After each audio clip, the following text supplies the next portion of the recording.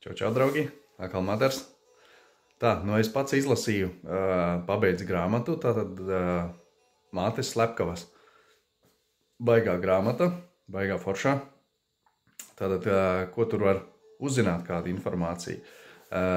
To, kā mātes mūs sačakarē reāli mūsu dzīvi ar blokiem, uzstādījumiem, pārliecībām, ko saliek mums iekšā agrā bērnībā, ja, tāpat vēl bērndārzā, skolās, ja, un no mums uztaisa nepilnvērtīgus cilvēkus, kuri nevar attīstīties. Ja. Tā kā iesaku visiem šo grāmatu izlasīt, it sevišķi tiem, kuri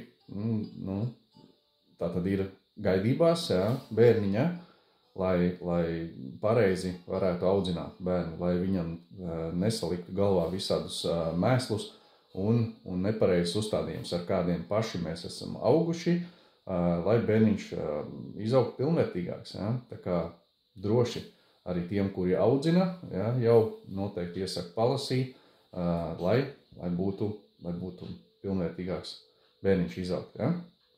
Tā kā kas tur vēl ir, tātad, kā mātes, vīriešiem tieši, ja, kā mātes no mums uztaisa kastrātus. Un arī sievas, kā taisa kastrātus, to neapzinoties pašas, ja, pašām iekšā tās problēmas, programmas, viss ir un nodot tālāk. Ja, tā kā arī noteikti iesaku palasīt, viņa ir krievu valodā, tā grāmata.